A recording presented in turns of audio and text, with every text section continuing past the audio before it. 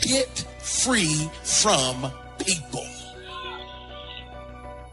The day that you allow the opinions of the outside world to dictate the way you feel about yourself, it is the beginning of the end of you living a blessed and self-loving, secure life. Love yourself. Love yourself. Believe in yourself, independent of the validation of the world. Have opinions and feelings about yourself, independent of the feedback. Why you gotta have somebody calling you beautiful every day in order for you to feel beautiful? Do you believe that you're beautiful, or do you only believe you're beautiful when other people say that you're beautiful? I'm just asking. Self-love is the cure to self-hate. If you make it to the end of this video, I want you to write, self-love is the cure to self-hate. These are the type of qualities that I'm going and have been instilling in my daughter. There is no man that you could ever meet, Shay, that can make you feel more amazing than what you're supposed to feel about yourself. Nobody wants to be alone. But if you show up empty, as an empty shell, and you're expecting this man to fulfill you and fill you up with all of the love that doesn't exist, because as soon as he leaves, you're depleted, you're empty, and you have nothing left for yourself again. Never rely or depend on anybody to fulfill your heart. I love me even if you stop loving me. I'm amazing when you don't think I'm amazing. You can say the nastiest, meanest, evilest shit that you could ever conjure up. It will never change the way I feel about myself. I'm telling you, that's the way I live my life. That's how I feel about me. Very powerful when you can say, I like who I am. I feel good about myself. I'm proud of who God made me to be. Most people can't do this. They say, I would feel good about myself if I didn't have these weaknesses. I would be happy with who I am if I was a better parent, if I wasn't so jealous, if I was more patient. I would hold my head up high if I hadn't made these mistakes. There will always be some reason why you shouldn't feel good about who you are. The accuser will make sure to remind you of something that you're not doing right, some way that you failed. If you're going to live in victory, you have to put your foot down and say, that's it. I'm done being against myself. The day that you start living your life according to everybody else's opinion is the beginning of the end. Most of y'all don't actually know your self-worth. You don't know your self-value. So you're like a vulnerable little child. You're shaking, and it's like, everybody loves me this week, so I love me this week. Next week, it drops.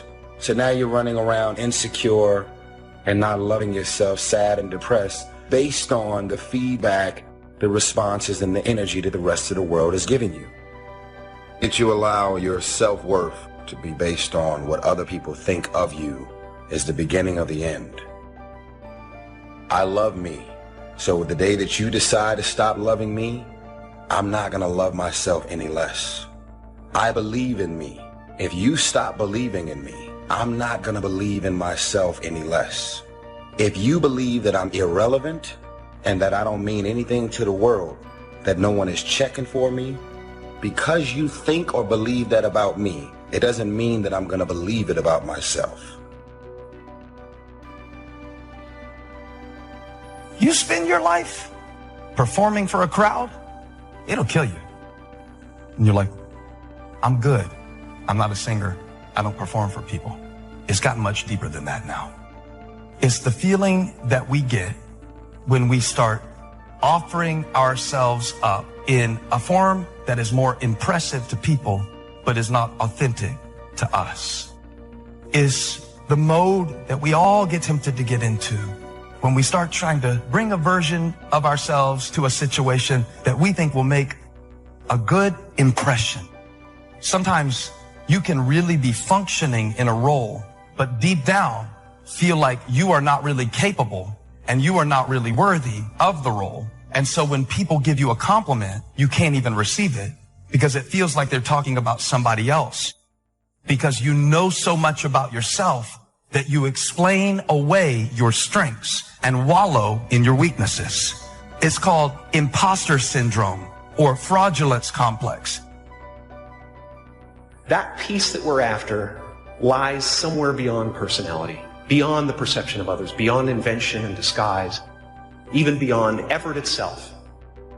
Your need for acceptance can make you invisible in this world.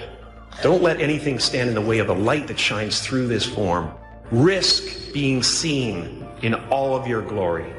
Our eyes are not viewers, they're also projectors that are running a second story over the picture that we see in front of us all the time. Fear is writing that script, and the working title is, I'll Never Be Enough. And don't worry if you miss your cue, because there's always doors opening. They keep opening. And when I say life doesn't happen to you, it happens for you, I'm just making a conscious choice to perceive challenges as something beneficial so that I can deal with them in the most productive way. You'll come up with your own style. That's part of the fun. Oh, and why not take a chance on faith as well? You can protect yourself from negativity. And that's what stops most people, negative thoughts. You can coat your mind from negativity. It's a real simple exercise to do. I do it every morning before I walk out the door. So I walk out as a positive person. You know, I get tired sometimes. That's different from being negative. But to coach your mind from negativity is with one simple thing, gratitude. Gratitude erases negativity. If you wake up in the morning and you start having negative thoughts, man, this ain't my day. I'm tripping, I just don't feel myself. Every time you feel, in the middle of the day, if you feel yourself doing that, stop, just stop for a second. And start going over in your mind everything you have to be grateful for. Not everything you want, everything you already have. Because what you have is substantial. The fact that you woke up, that's another blessing. The fact that you can see, think, reason, that's another blessing. The fact that you have an opportunity to get it right is another blessing. The fact that you have any measure of health, that's another blessing. And I'm just talking to you, I don't even know you. I could give you 50 things you ought to be grateful for right now. I don't even know you. Start coating your mind with gratitude. It'll change everything for you.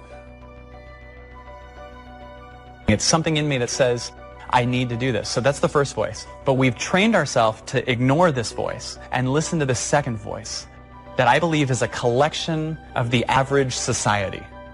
It's what we learned. It's the practical voice, the should voice. Whenever you say I should do, where are you getting that from? What society says. Well, we forget society's kind of crazy. There's a lot of unhappy people there, a lot of addictions, a lot of stuckness. It's like, why are we using them as the bellwether that we should get our advice from, right? So this first voice goes, I think we should do this. And we go right to this voice that says why we shouldn't. So for instance, there's many people that feel guilty about something. If you actually go to your heart, you can understand at a true level why you could have done something like that. Everyone can. But what causes our pain is trying to get society to understand why we did something. But the collective society isn't at a consciousness where they've forgiven themselves for anything. So there's a lot of judgment you'll look at in yourself if you look at yourself through society's eyes.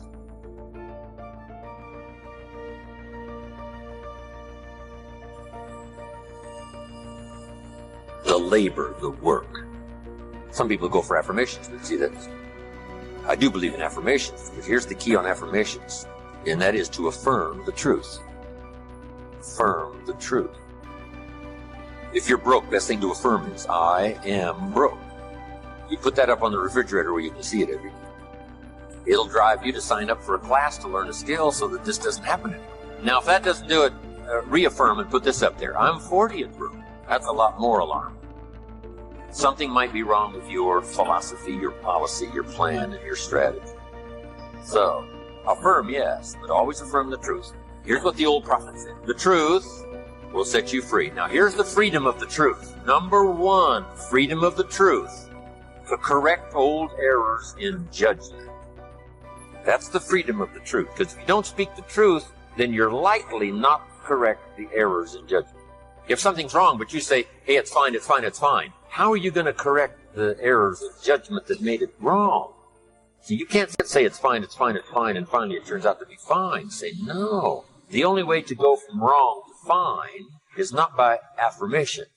The way to go from wrong to fine is to figure out where the errors of judgment were, by speaking the truth, something's wrong here, finding out what's wrong, making the changes, now it can go from wrong to fine. Here's a good phrase. Affirmation without discipline is the beginning of delusion. Now here's what else the truth does. First, it sets you free to correct old errors and judgment. Here's what else it does. Helps you to set up new, easy disciplines. To turn wrong into right. To turn lack into prosperity. To turn skepticism into faith.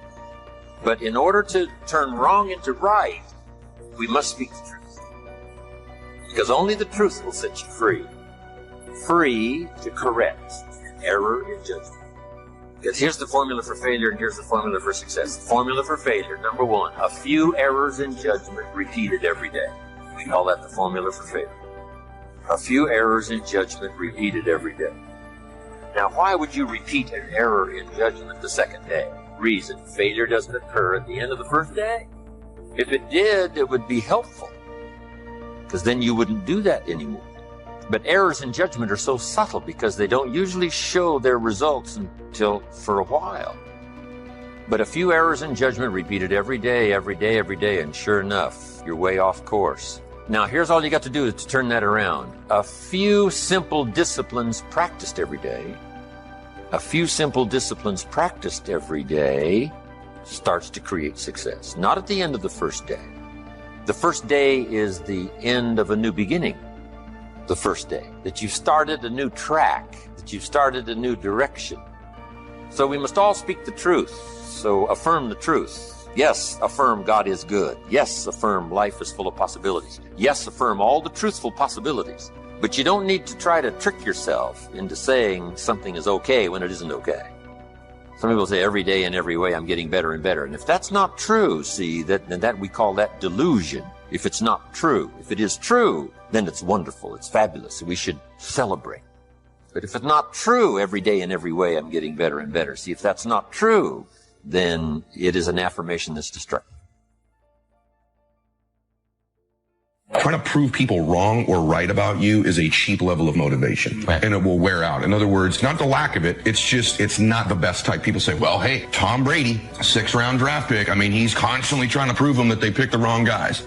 You think he's become the greatest football player of all time because he's trying to prove people from 20 years ago wrong about where he was drafted. You don't get elite performance. Tom Brady is where he is because he sets standards for himself and has massive goals and ambitions for himself, not to prove other people wrong. Yeah. And so I think it's low-level motivation. I do it too. It's the symptom of the same disease. So proving your family wrong or right is a symptom of the same disease, which is you are still obsessed with what other people are thinking about you and doing things that make you happy, that enrich you, to fulfill your soul. And so the irony about spending your life worrying about what everybody else thinks about you is that those people will never be thought about after they're dead.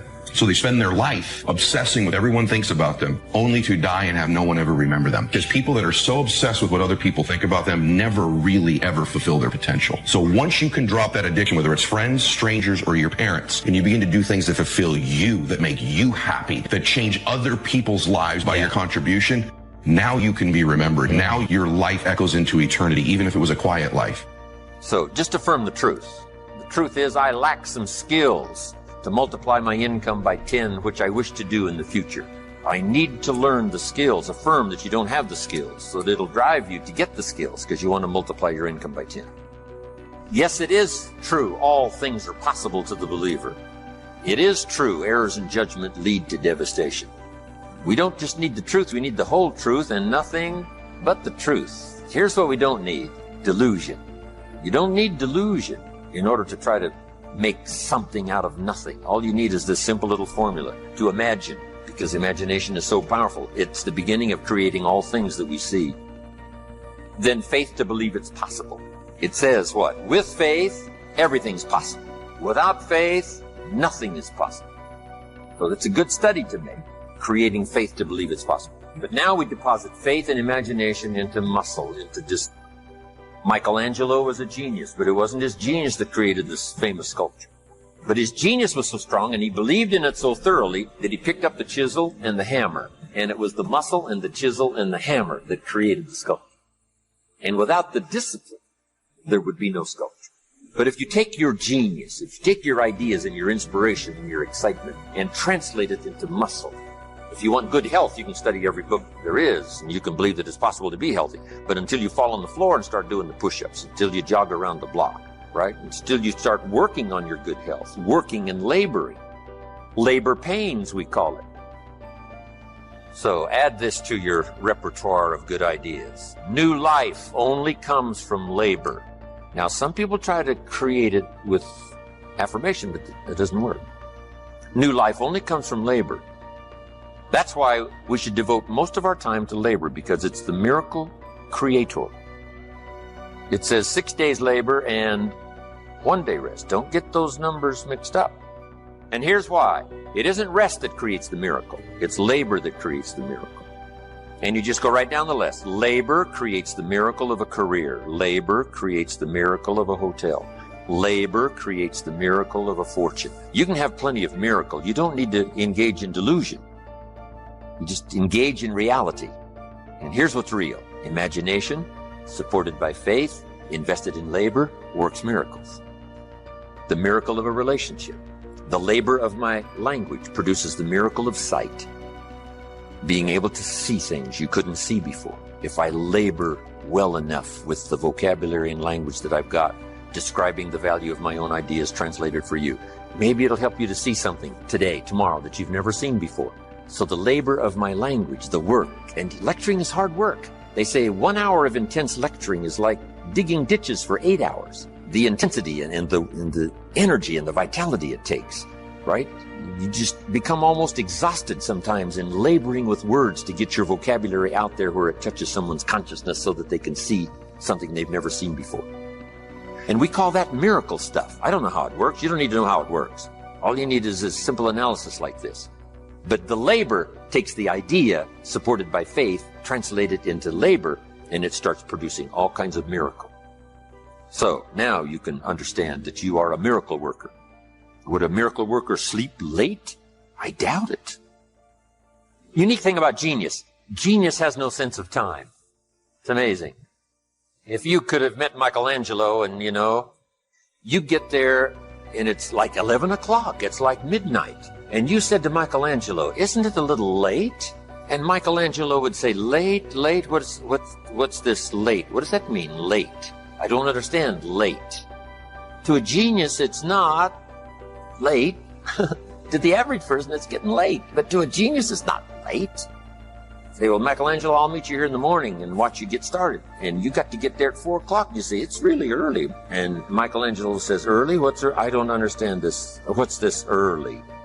It doesn't compute early. Not to a genius. Because the genius is consumed by the finished product. And he devotes his imagination and his faith translated into muscle to produce the sculpture. Now you can do that with your health. Health is just as valuable as the sculpture that inspires the world. Your own education, your own future, your own career, your own relationships, building a hotel, creating success, making a fortune. It's all part of the same scheme of imagination, faith, supported by labor. And now all things are possible to those that believe. Wow. Doubt. Sure, there's doubts on the outside. People doubt that America's going to make it. People doubt that Europe's going to make it. They doubt the whole world is going to make it. But I'm asking you not to pick up all those doubts. I'm asking you to have some faith, have some courage, believe, drive your doubts into a small corner. Don't let them loose like a mad dog, drive you into a small corner. Don't doubt the future. Don't doubt the possibilities. And here's the most important one of all. Don't doubt yourself. If I've got miracle working power to change my life, so do you. If I've got the ability to change, so do you. If I've got the ability to read, so do you. If I can discover, so can you. If I can grow, you can grow. If I can develop, you can develop. If I can get an invitation like I got 6 years ago, help take something around the world, so can you. I'm asking you, don't sell yourself short. And I believe the solution to self-doubt is to build something bigger than that doubt, which is to build our self-confidence. And one thing to know about the fact that you doubt yourself is, one, I struggle with it as well. One of the reasons I've had to go learn to build all these tools for myself is because in my life, I've been riddled with self-doubt. That creeps up all the time in our lives. Am I enough? Am I good enough? Do I deserve this? Is this something that's part of my destiny? Should I be doing this? And I believe the adversary, if you believe in the adversary, I believe the adversary's greatest tool that he could use against you to get you to lose in your life is to get you discouraged and doubting. These are two of the most chaotic things that the adversary can do to us, or that we do to ourselves in our own minds, is to get ourselves doubting, to get ourselves discouraged, because you can't win when you doubt and you can't win when you're discouraged. The other thing is, you look at your goals, look at your dreams. Repeat after me, please. I will fail my way to success. Part of the reason why we have to continue to work on ourselves is because you're going to have a lot of failures. You're going to have a lot of disappointments. Maya Angelou said, and it's true, I found it in my case, that most people go so far in life and then they park. They stop dead in their tracks. Why? Because they take some hits. When you have a goal and dream, think it not strange that you'll face the fiery furnaces of this world. You will have tribulations. Things are going to happen to you. I was in pursuit of my dream, and all of a sudden, boom, I got hit. A person that I thought I would be with for the rest of my life, I thought was my soulmate. I went through a divorce. I was embarrassed. I was humiliated. How can I teach people how to live their dreams? And I wasn't able to make my marriage work. I questioned myself. I took another hit. My mother was diagnosed with breast cancer. Then I was diagnosed with prostate cancer. Then my best friend from the second grade, Alexander Wims, he was diagnosed with cancer of the liver. I took a hit, and life staggered me, and I parked. I'm parked. Leave me be. I'm parked. I was in my comfort zone. I was doing just enough to get by. I was working on a job. They paid me just enough to keep me from quitting, and I worked just hard enough to keep from getting fired. I was parked. I knew I could do more. I parked. Somebody said that life is like an onion. You have to peel it one layer at a time, and sometimes you cry. Life's going to happen to you when you have a dream. You're going to get slapped around. And don't take it personal. Don't ask, why did this have to happen to me? Why not you? Who would you suggest? You want to give us some names, some email addresses? And don't tell everybody. 80% don't care, and 20% glad it's you. It's called life. Suck it up and move on. Get over it. I'm asking you to drive worry into a small corner. You gotta worry some. All this negative stuff serves some purpose, but the key is for you to be the master, not the servant. Drive it into a small corner. Don't let it loose. And I'm asking you to go home with some new faith and some new courage. I'm asking you, don't worry. Drive it into a small corner. We've all got concerns, and sometimes we all wonder, and sometimes there's a little crack of doubt. We worry a little, but I'm telling you, drive it into a small corner. Drive your worries into a small corner. What I found out, though, about self-doubt is that you don't overcome it, you build something bigger than it, which means you build your self-confidence, and the greater and greater your self-confidence get, it minimizes the impact self-doubt has on us. Now, why is that so important? It's important because you have to understand one thing about the doubts and the negative thoughts you have about yourself. As hard as this is to accept, these are not your thoughts. You weren't born doubting. You weren't born discouraged. You weren't born thinking negative things about yourself. Those were thoughts that were placed in you and given to you by an external source at some time in your life. It could even be our parents. Don't do that. Be quiet. Sit down. Be a good boy. Be a good girl. Maybe it was criticism you received as a little one that you may not even remember to this day. It could have been a school teacher. It could have been ridicule at school from other children. But when you were young in your formative years, these negative thoughts about yourself were planted in you by an external source. That's so powerful to understand, because these things you think you believe about yourself that have become really true to you, you don't even really believe. They were not your original thoughts. But the power of belief is so incredible in our lives. It's so insidious, because when we have a belief about something, even if it was given to us by somebody else, our mind goes to work on proving to us that this belief is true.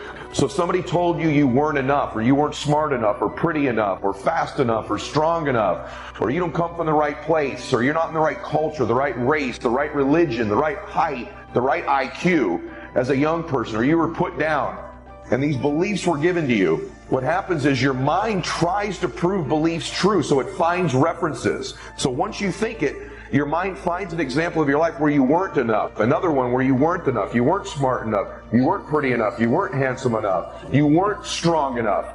And it finds these references and it builds like a leg, and it's stuck in there as a firm belief. That's why we have to guard our beliefs so preciously, because our mind goes to work on finding these legs, these references, which are real experiences in our life, to prove to us that that belief is true. And so although you may believe it to be true about you, these doubts and negative thoughts you have, these were not your original thoughts. That's a powerful thing to understand, because you weren't born in this way. You weren't born doubting. You were born perfect. You were born believing you were going to do something great. You were born happy. You were born believing you were going to do something special with your life. As a baby, I promise you, you had no negative self-talk. You had no negative self-doubt. These are external sources. So important to know, because those thoughts aren't really who you are. They're somebody else's thoughts they gave you because of how they felt about themselves. So how do we build this self-confidence? The process of building self-confidence is actually very easy, believe it or not. Self-confidence is self-trust. Self-confidence is building a reputation with yourself, that you keep your word to you, that you keep the promises you make to you. When I meet somebody who has a ton of self-confidence, I don't look at that as somebody with a big ego. There's a difference. Somebody with self-confidence has a reputation with themselves that I do the things I say I'm going to do. That's where self-confidence comes from. When I meet someone who is not self-confident, I know this is someone who has consistently made promises to themselves they've not kept. They've started a diet and done it for a while but not kept it. They've made a commitment and goals to go make a certain amount of money in business, and they started down the road but then they didn't deliver on it long term. To get up at a certain time of the morning and then they don't do it. And so they have a process and a habit in their life, more often than not, of not keeping the promises they don't make to other people. They don't keep the promises they make to themselves. And so the cool thing is, self-confidence is an internal game. You do not need external accolades, external admiration in order to build self-confidence. You don't need any of those external forces. It's all done internally. You control this. And you control this by beginning today to keep the promises you make to yourself. And you have to stack the deck in your favor. Stack the game so you win. It's not good enough just to keep the promises you make to yourself. You must acknowledge it when you do it to you, to give yourself credit, to create confidence momentum, is what I call it. So whether that's setting the deck where you're going to get up a little bit earlier, you're going to make a certain amount of phone calls you miss, a certain amount of appointments, you're going to eat a certain amount of calories in your fitness, you're going to spend a certain